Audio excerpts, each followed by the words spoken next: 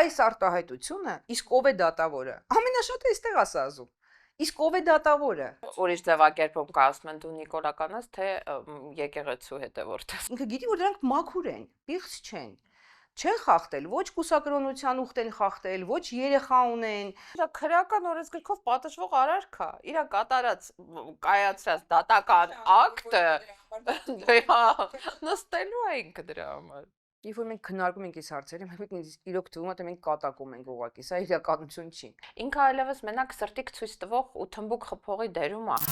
Այդ բանաձևի դուք համաձայն եք ազգակորական բաժին։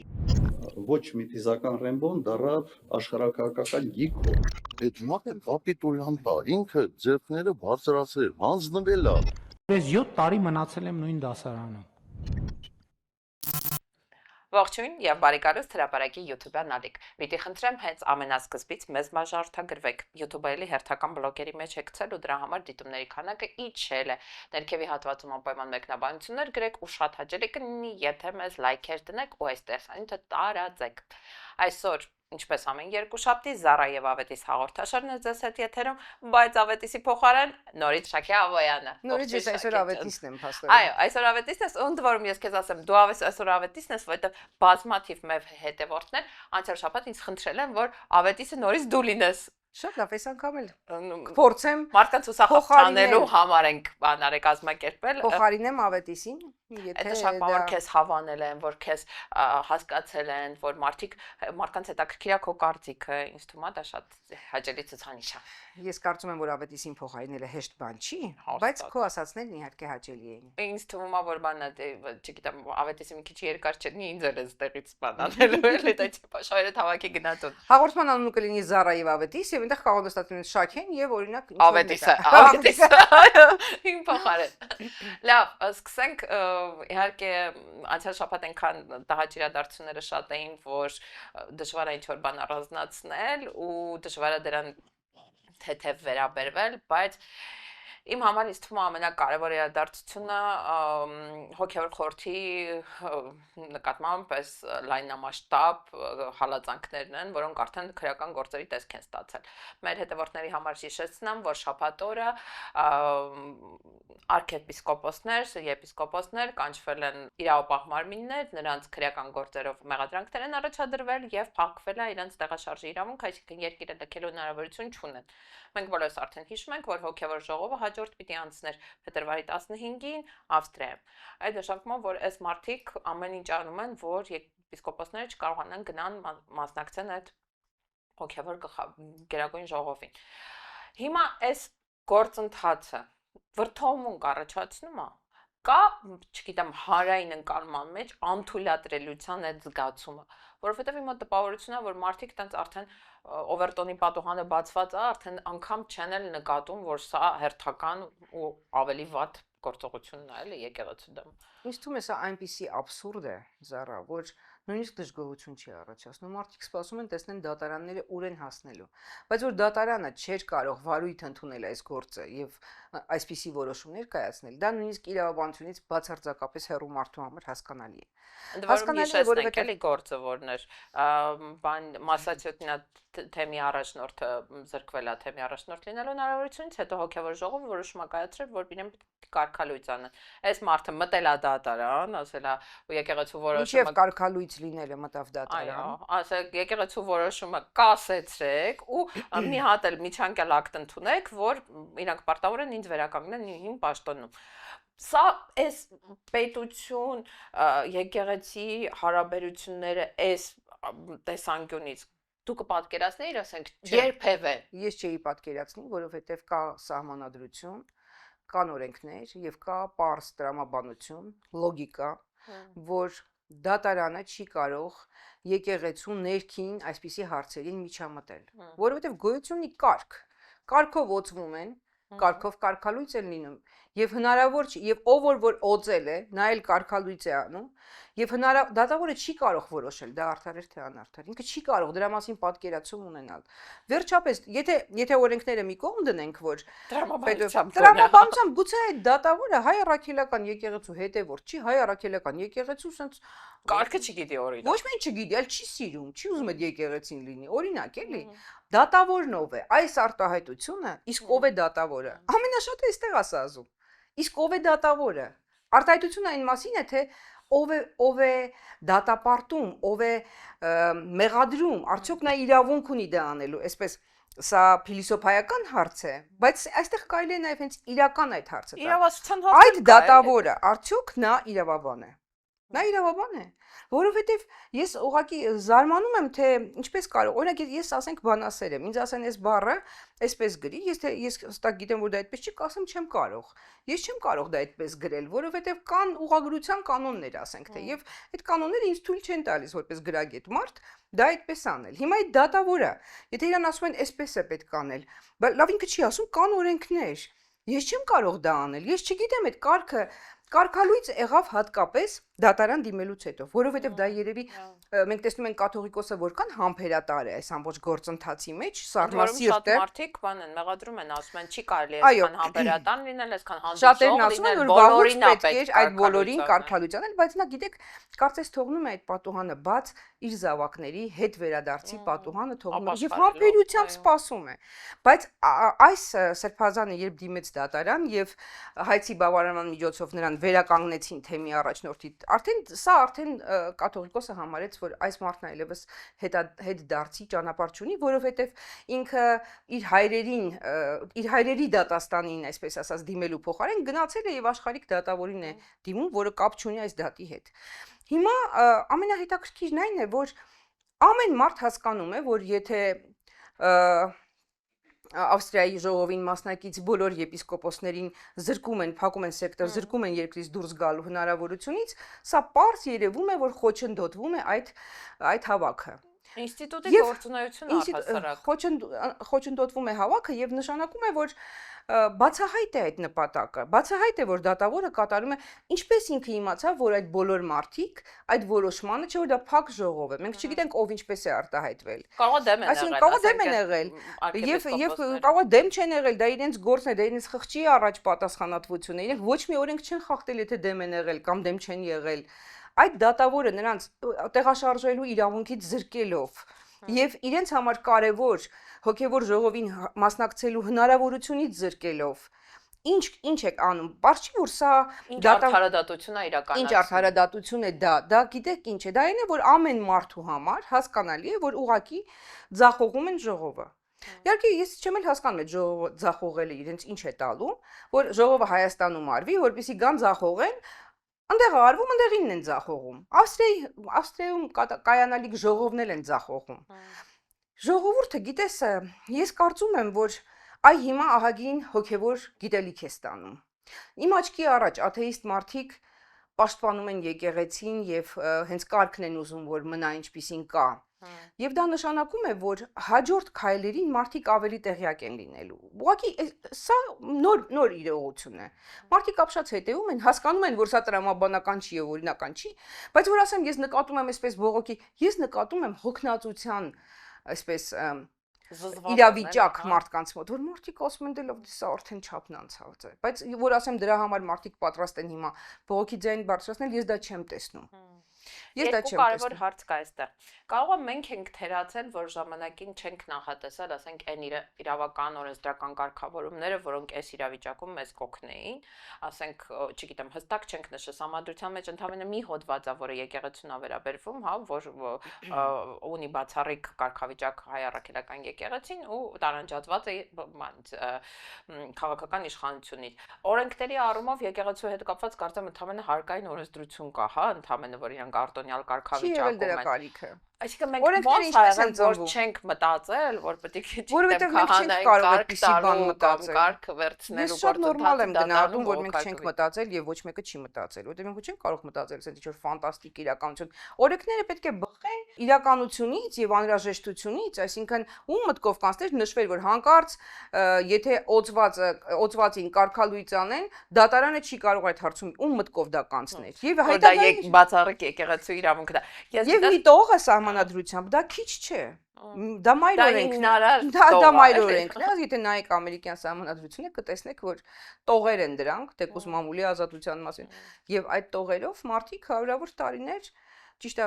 խմբագրումներ լինում են, բայց այդ տողերը մնում են հիմնական ուղենիշը, թե ինչպիսին է օրենսդրությունը։ Եվ վերջապես պարզ տրամաբանությունը։ Հիմա եթե դատավորը որոշում է ով է քահանան, եւ ինչ է ստացվում, դատավորը կարող է որոշել ով է քրիստոնյա, ով է մկրտված, մկրտի, ասենք ժողովուրդն է որոշում այդ արտահայտությունը։ Չէ, ես ուզում եմ դատավորը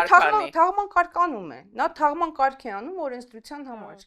Արդարադատության համար թաղման կարգ է անում։ Այս իրադարձությունների կոնտեքստում երկու օր գլխիցս այդ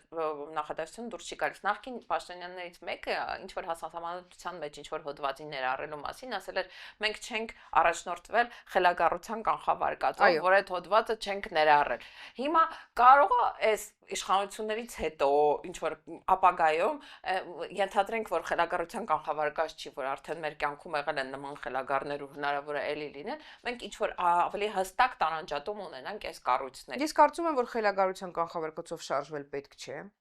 որ նույն բանը չի կրկնվի երբեք, ուրիշ բաներ կլինեն, գուցե, մենք չգիտենք ինչ կլինի։ Եվ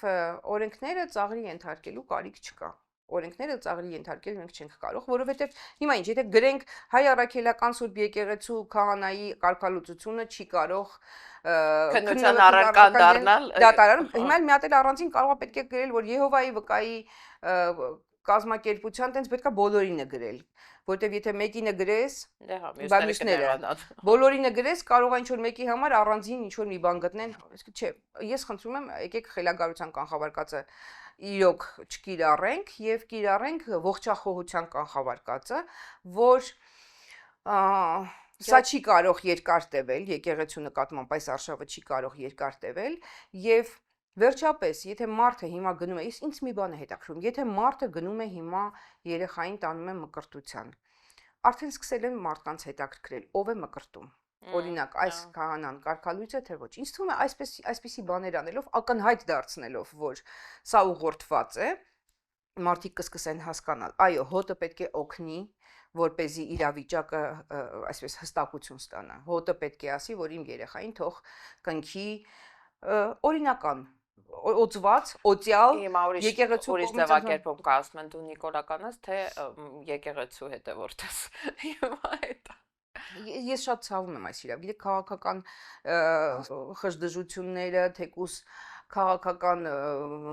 անդիմախոսությունը, ամեն ինչը կարելի է հասկանալ, վերջապես այո, նախընտրական շրջան է, բայց եկեղեցու նկատմամբ այս գործողությունները մի տեսակ ինձ իրականում ցավ են պատճառում, որովհետև հիմա հասկանում ես, ինչ որ մեկից երեխային էլ այդ տիրադավը կարող է կնքած լինի։ Արդեն ոնց որ մեջը ջարդվի մի բան, էլի դու մտածում ես ոնց սա պատահեց, բայց մյուս կողմից ես ուրախ եմ, որ նրանք ի հայտ են եկել։ Ես իմ մեջ համոզել եմ ինձ, որ սա հենց այն է, որը կոչվում է եկեղեցին մաքրվի, այլապես ինչպես պետք է մաքրվեր։ Ինչպես պետք է առաջանար եկեղեցուն որոշակի բարեփոխումներ կատարելու անհրաժեշտությունը։ Ինչպես պետք է այսպես թացը չորից տարանջատվեր։ Հիմա երբ նայում ենք այդ տիրադավներին, այսպես ասած, մենք տեսնում ենք կարծես այդ 10 պատվիրանների, այսպես գրեթե, այսպես կարելի է ասել, ամեն մեկը կարելի է մի պատվիրանի հետ սենց իրեն ասոցացնել եւ նրանք մաքուր չեն։ Այստեղ էլ գալիս է որ ով է դատավոր, այստեղ էլ ասում ենք իսկ ով կարող է, ով է անմեղ որ քար նետի։ Ով է քար նետողը։ Այս մարդկանցից որևէ մեկը, եթե նույնիսկ իրենք չեն ասում, չէ որ նրանց մասին էլ կա հանրության շրջանում կասկածներ կամ նույնիսկ շատ վստահ տեսակետներ։ Եվ մի բան եմ ուզում ասել, էլի հիշում եք, երբ նոր հեղափոխությունից հետո Նիկոլ Փաշինյանը դարձավ վարչապետ, մինչև այդ նա ասում էր, որ երկրի նախագահ Արմեն Սարգսյանը այն թուղթը չունի, որի հիման քաղաքացիության հարցը թուղթ կա, որը ինքը չունի եւ այլն։ Հետո գնաց ինչ խոսեց Արմեն Սարգսյանի հետ, ինչ ասում եք, այդ թուղթը ես տեսել եմ։ Ու անցանք առաջ։ Ու մեկը օրինակ ես որպես լրագրող ասում եմ, ինչ թուղթ է տեսել, մեզ այդ թուղթ ցույց տա, ամեն ինչը ցույց են տալիս այդ թուղթը, ինչ չեն ցույց տալի։ Այսինքն մի բերան ինքը ասեց, այդ թուղթը ես տեսել եմ, ու անցանք առաջ։ Հիմա այս տիրադավների դեպքում ինքը գիտի, որ իրենք այսպես ասած եկեղեցուն դավաճանել են, եկեղեցուն խնդիր չկա։ Չէ, ինքը գիտի, որ դրանք մաքուր են, պիղծ չեն։ չեն խախտել, ոչ կուսակրոնության ուխտ են խախտել, ոչ երեխա ունեն, ոչ բիզնես ունեն, ոչ ապօրինի գիք, այս մարդիկ ինքը հայտարարում է, որ այդ մարդիկ մաքուր են փաստորեն եւ նրանց հետ գնում է ճանապարհ եկեղեցին մաքրելու։ Հասարակությունը այս ամենը տեսնում է։ Ուղղակի այնքան նորություն է այս իրավիճակը հասարակության համար, սրա դեմ ընդվզելու ձևը հասարակությունը նույնիսկ դեռ չի մշակել։ Այ դա պետք է հասկանալ, ինչպես պետք է հասարակությունը դրա մասին խոսի։ Մյուս կողմից էլ մեզ հակադարձում են, ասում են, ինչի բանը եկեղեցու հետ սպասավորը հասարակ մարդ չի, ինչի եթե ասենք, չգիտեմ, ինքը ասում է, որ ես ունեմ որպես քաղաքացի քաղաքական իրավունքներ, ընտրելու իրավունք, ընտրվելու իրավունք, ինչի այդ մարդը նաև այդ նույն սանդղակով պատասխանատվություն չի կրելու, եթե ինչ-որ իրավունքի խախտում է արել։ Եթե ան իրավունքի խախտում թող կրի։ Բայց գիտես ինչ, բայց եթե ինքը որոշել է, որ ընդունում է հայրապետի առաջարկը եւ կարգալույծ է արվում մեկ այլ սրբազան, այստեղ ինքը ոչ մի իրավունքի խախտում չի արել։ Ինքը գործել է իր իրավունքների շրջանակներում, հենց իր իրավունքների։ Եթե նա հանկարծ Աստված չանի, ես չեմ ուզում էլ այսպես խելագարության մարդ սպանի, իհարկե պետք է դատվի։ Ինչի մասին է խոսքը։ Նաև ես ուզում եմ դրան անդրադառնալ, բազմաթիվ դեպքեր են եղել ոչ առաքելական եկեղեցում, բայց տարբեր աշխարհի եկեղեցիների սպասավորներ եղել են հենց այդ ռեալ քրեական հանցագործներ, հա, ինչ որ կաթոլիկ եկեղեցում մանկապարտության դեպքեր են եղել, չգիտեմ, անգլիկական եկեղեցում եղել են չարաշահումներ, ֆինանսական եւ այլն։ Այս մարդիկ որպես կանոն ինչ ընթացակարգ է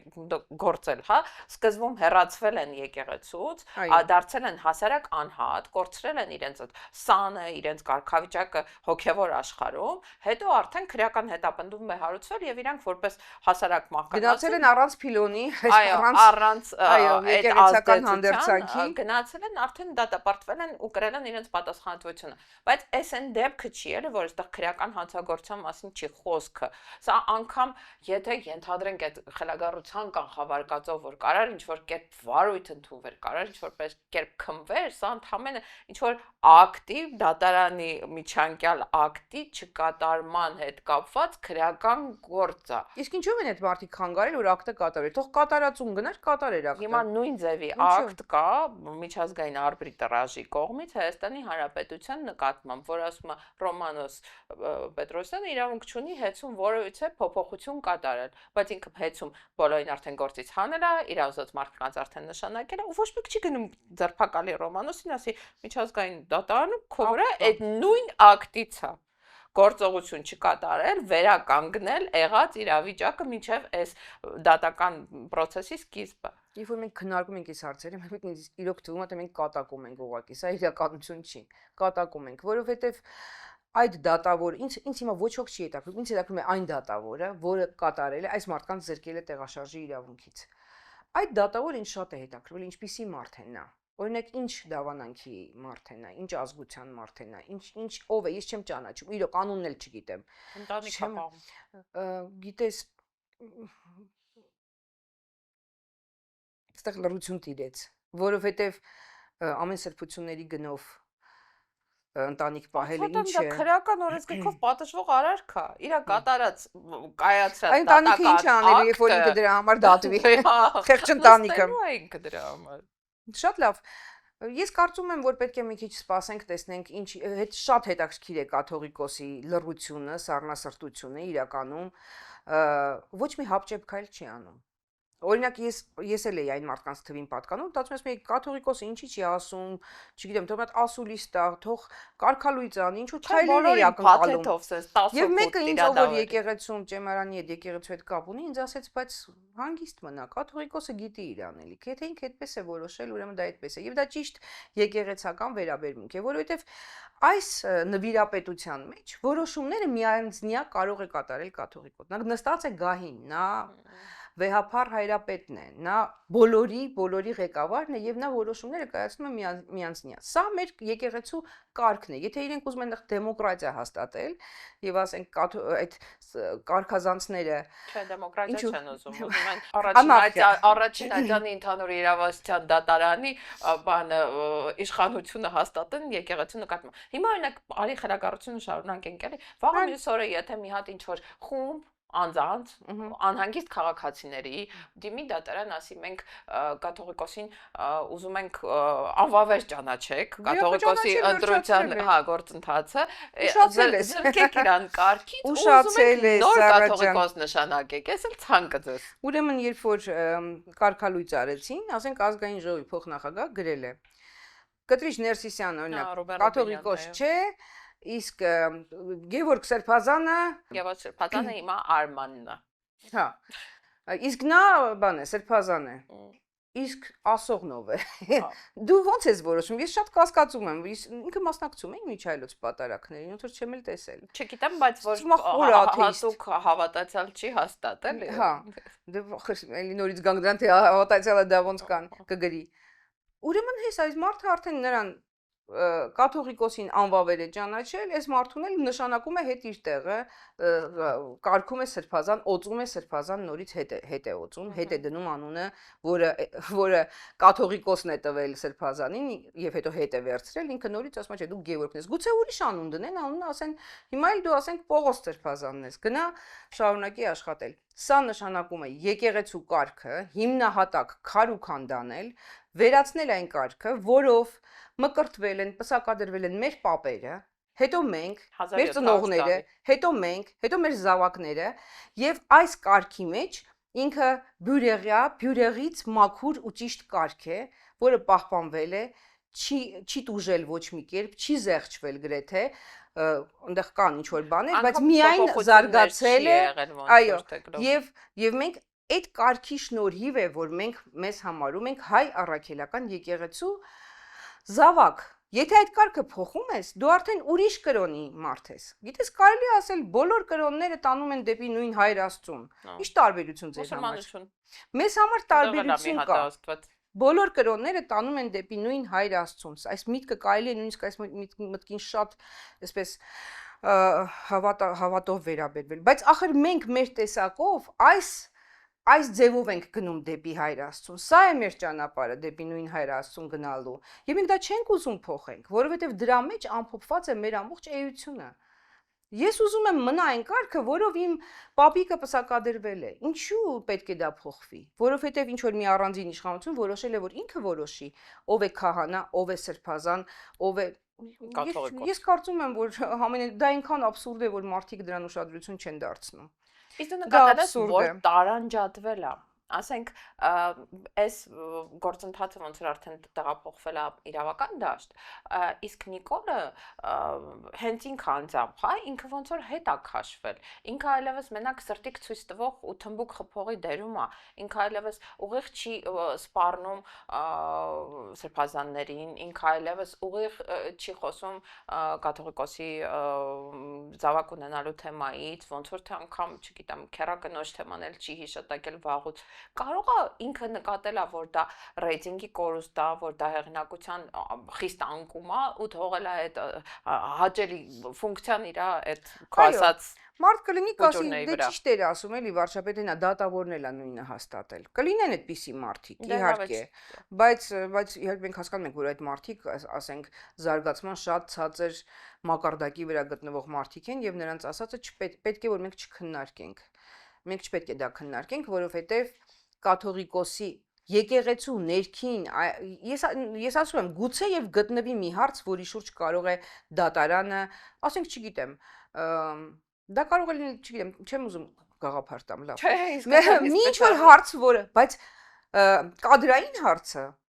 օծելու եւ կարգալույծ անելու հարցը, միակային հարցն է երևի 100%-ով, որը ուրիշ ոչ ոք չի կարող որոշել, բացի կաթողիկոսը եւ իր հոգեվոր խորհուրդը։ Ընդ որում կաթողիկոսի ձայնը, երբ նա արդեն ընտրված կաթողիկոս է,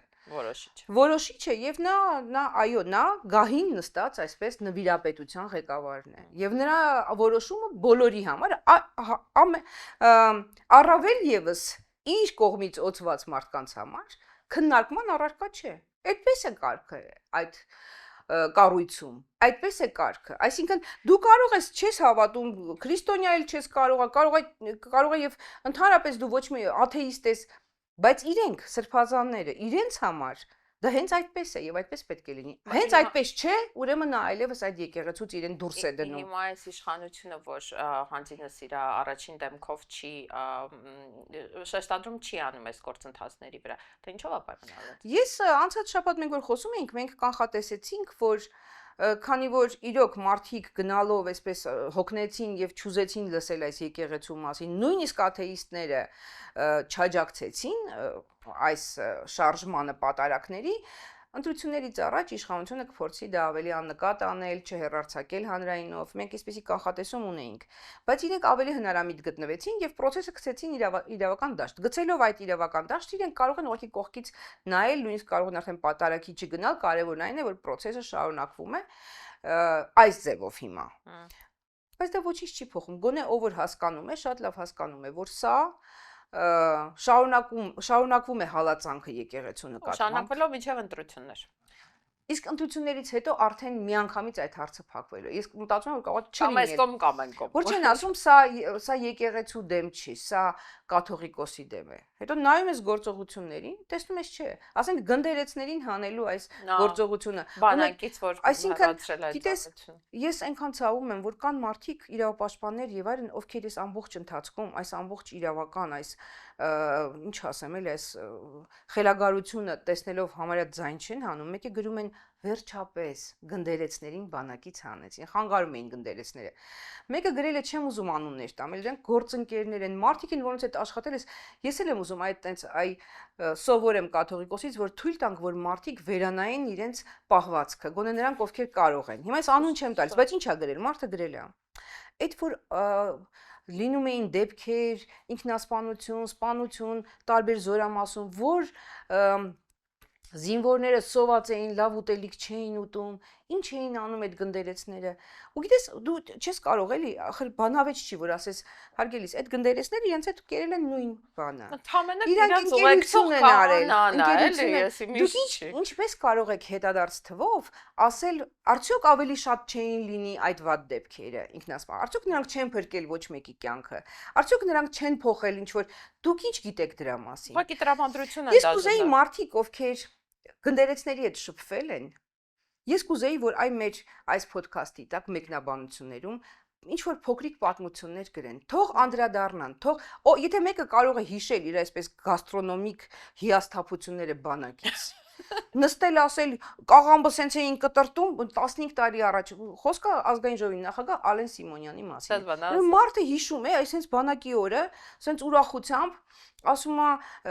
գիտեք, ասում է կարտոֆիլը կտրտում էին, կաղամբը կտրտում էին, վրան մի հատ կիլկի էին լցնում, ու տենց խաշում էին, ու մենք դա ուտում էինք, չգիտեմ, կարող կարտոֆիլը չնեղ լվաց է, երևի ցեխոտ կտրտել են, ինքը շատ մանրամասն պատմում է։ Հիմա մի զորամասում գուցե ավելի լավ խոհարար է եղել, մի ուրիշ զորամասում այդ տենց ինչ որ մի անգամ տենց վատ բան են կերել, ասում է փորներս ցավում էր։ Ձեր փորն էր ցավում, ուրիշները այսօր չկան, հասկանում ես, ելակի սերնդի ծառայողները հազարներով որ Արտլանչը պատերազմի երկրորդ օրվանից արդեն չէր սպասարկում առաջնագիտը, որովհետև չունեին դաշտային խոհանոց։ Ախր ոնց կարելի է ուտելուն ես ուզում եմ, որ այլ մարդիկ հիշողություններ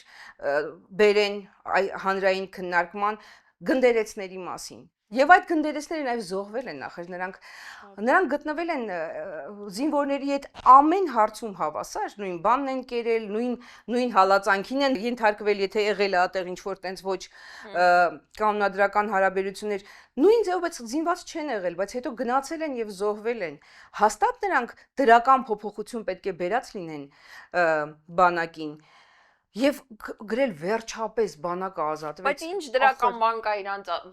չլինելուց։ Ես ուզում եմ այդ հասկանամ, ասենք ինչա տեղը շատացավ, ուտելիքը շատացավ, ինչ է։ Միակ բանը, որ ասում են, այնա որ հո բոլոր զինվորները հայ առաքելական չեն, կարծես թե այդ գնդերեցը եղել է պարտադրել հայ առաքելական։ Հայ առաքելականը նրանց համար են եղել։ Հիմա հայ առաքելական եկեղեցին ունի բացառիկ կարգավիճակ եւ կարող էր ունենալ պահել 90%-ը հայ առաքելական եկեղեցու հետևորդ։ Հիմա իրենք մեզ ուզում են համոզեն, որ ասենք Եհովայի վկաները, որոնք երևի հաջորդ մեծ կամ չգիտեմ կյանքի խոսքը եւ հայ առաքելական եկեղեցու հետևորդները հավասար թիվ են կազմում այս բնակչության մեջ, բայց ուզում են դա ասեն, այսինքն դուք այն մի 20 ասենք համարենք զորամասում, չգիտեմ, մի քանի Եհովայի կան եփա ծառայում։ Կյանքի խոսքից մի քանի մարդ կա։ Դուք հենց մենակ նրանց իրավունքներն եք պաշտպանում, իսկ մյուսները, որ փակ տարածք է, չեն կարող գնալ եկեղեցի, չեն կարող, չէ՞ որ մարդ բանակում երևի ավելի շատ է, այսպես գուցե Աստծո կարիքը զգում, այո, եւ մեկի կարիքը զգա, որը ոչ թե իր հետ ծառայագից է, ոչ թե իր հրամանատարն է, այլ մի քիչ կողքից մարդ է, վստահի։ Ես ուզում եմ ասել, այդ ովքեր ասում էին այդքան բան որ ինչա, այդ գնդերեսները հո Աստված չէին, որ զորամասում լինի, այդ զորամասում ոչ մի վատ դեպք չկատարվեր, բայց արդյոք այդ վատ դեպքերի քանակը նրանց ներկայությամբ չի պակասել, գոնե մեկի կյանքը չեն փրկել, գոնե մեկին հուսահատությունից կամ վախից չեն փրկել, չէ, բայց ասում են ինչ էին անում, եթե իրանք ինչ որ մի հատվածի կողմից պահանջված են եղել, հա, չգիտեմ, այդ Աստծո խոսքը, այդ աղոթքը, այդ մասնակցությունը, իրանք արժեր որ այնտեղ լինեին, ոչ փող են ուզում, ոչ բան են ուզում։ Ես գիտեմ, որ անպայման իրենք այդ երիտասարդ տղաների համար կարող էին ընկեր լինել եւ հոգեվոր իմաստով նրանց համար կարևոր ինչ-որ գործ անել եւ վերջապես գիտես ինչն է հետաքրքիր Հանրապետության երկրորդ նախագահը իր ասուլիսում բանակը սանատորիա չի ասեց։ Այո, բանակը փորձություն է տղամարդու համար, երիտասարդ տղամարդու, կարելի ասել ինձ կայացման, հա։ Փորձություն է, դժվար փորձություն է, բա իհարկե գուցեև սնունդը այնպեսին չէ, ինչպեսին տանը տանն է եղել։ Դե հասկանում ես եւ բայց մենակ դրա մասին պատմել բանակի մասին ու տենց ոգեորած ախր ասма փորներս ցավում էր ախր բա այն մյուս ծնողները որ կորցրել են իրանց զավակներին բա չէին ուզի իրանց երեխայի փորը ցավեր ու հիմա արդեն բուժված լինեին տանը լինեին նրանց փորը չի ցավել են նրանք զրկվել են կյանքից դրա համար այլևս տենց բաների մասին խոսելը որպես վատ կառավարման բան Ես էլի չեմ ուզում մեղադրեմ, որ կոնկրետ ինչ կարող էր անել այս պաշտոնյան, որպեսզի հաղթանակ լիներ։ Ես դրա մասին չեմ խոսում, ես չգիտեմ, նա կարող էր ինչ-որ բան անել, թե չէ, բայց ես կարծում եմ, որ նա կարող էր հետին թվով, բանակի օրով, այդպես չվարկաբեկել, չնվաստացնել։ Որտեղ ես շատ երիտասարդների գիտեմ, ովքեր ասում էին որ հարցնում ես ոնց է բանակում, ասում սնունդը լավ էր, ասում ես չէ, դե համով չէր, բայց տես չէր բողոքում։ Մի բան ինչ որ կերել են մի անգամ փորները ցավեցել, մի անգամ համով ա եղել, մի անգամ ուրիշ առաքելություն ունեն։ Հիմա ինձ թվում է իրանց արած գլխավոր քարոզարշավը ոչ թե գնացեք ԿՊ ընտրեկն է, այլ հակառակն է։ Իրանք ասում են Ձեր բանակը շատ վատն էր։ Այն ժամանակ էլ էր վատը, հիմա էլ է վատը, որովհետև պարտված է։ Ձեր եկեղեցին շատ վատն է, որովհետև մի մասը թալանչի են, մյուսները կուսակրոնչ են։ Ձեր, չգիտեմ, ցանկացած մինիմալ արժեքները ձեր պատմությունը կեղծ է, որովհետև կա Արևմտյան Ադրբեջան, իսկ դուք ենթադրում եք, որ դա պետք է ձեր երկիրը լինի։ Ձեր արտաքին քաղաքականությունը ձախողված է, որովհետև դուք միշտ եղել եք ռուսի ծայրագավառ, երբեք ինքնուրույն ձայնի իրավունք չեք ունեցել, ընտրության իրավունք չեք ունեցել։ Իրանք բոլոր ոլորտներում, sense մինիմալ բաներով, ներդրումներով վարկաբեկում են ամեն ինչ։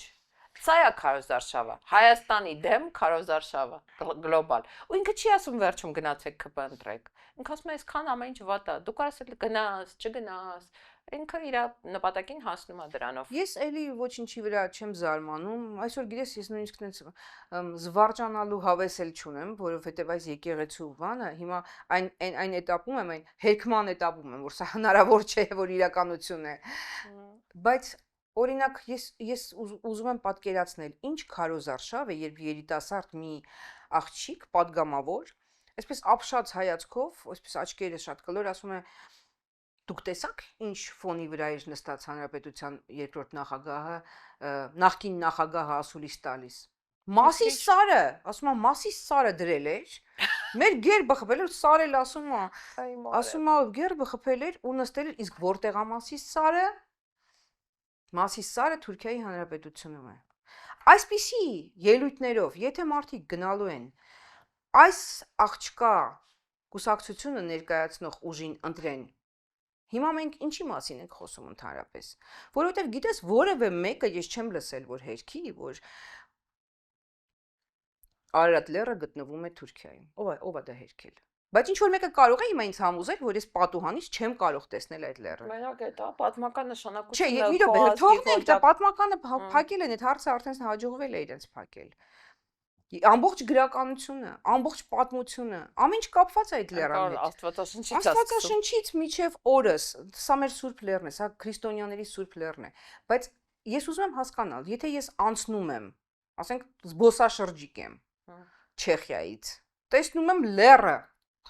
նկարում եմ դա, կարող եք գա արգելի ասի, այդ Թուրքիայինա չես կարող։ Այսինքն իրանք նկարում ես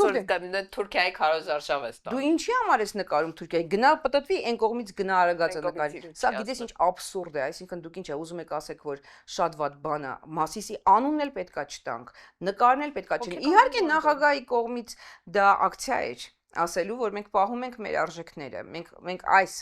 այսպես հին ձևերի կողմնակիցն ենք, բայց ախր ու դա կարող են դա հասկանալ իրենց դեմ որպես ակցիա, բայց այդպիսի բան ասել, ասում եմ, տեսակ ինչ էր արել, բայց գերբի վրա, ասում եմ Հայաստանի գերբն էլ, Հայաստանի գերբի վրա էլ կա Մասիսը, եթե իրան հայտնի չի դա։ Անել են իրանք դել։ Դեռ չեն հանել, չէ։ Գերբն է, ախր դե պետքա տամոժնյայի կնիքի վրա հանել են, լավ, բայց գերբի վրա դեռ կա։ Տեղեկացնենք այդ Տիկին Հակոբյան, Հասմիկ, կարծեմ Հասմիկ Հակոբյան։ Նա էլ է շատ հետաքրքիր մտքեր արտահայտում, Ռիփսիմեի ականջկանչի։ Չէ, այս մեկը ավելի հաճելի է։ Այս մեկի ասածները ավելի հանճարեղ են, դու պետք է լսես։ Դա մի փոքր հատված եմ լսել, ինչ որ մարժայի գնագոյացման մասին։ Ամենի մասին էլ խոսում են, ախր։ Բայց որ սենց ասեմ, ես դա չեմ լսել, իմ 15 տարեկան աղջիկը որ խոսա, անհամեմատ ավելի պատրաստված, ավելի գրագետ, քեզ կբացատրի, թե ոնց է գնագոյացումը, ոնց է մարժան ձևավորում եւ մի անգրագիտություն, մի զնգացող, ես կասեի, զնգացող անգրագիտություն։ Հա, բայց Մասիսի մասին այդպես խոսել, այնպես խոսել, ոնց մի տակ թշնամանքով խոսել Մասիսի մասին։ Միևնույնն է, ախր ինչ էլ անեք, հայ մարդը սիրելու է այդ սարը։ Եթե հանեք ամեն տեղից տարածքում երևում ավելի բանոց, հնարավոր չի, հասկանու՞մ, եթե դու քո քաղաքի գլխին այդ բնապատկերի պես ամեն րոպե դու տեսնում ես, դա քո հորիզոնի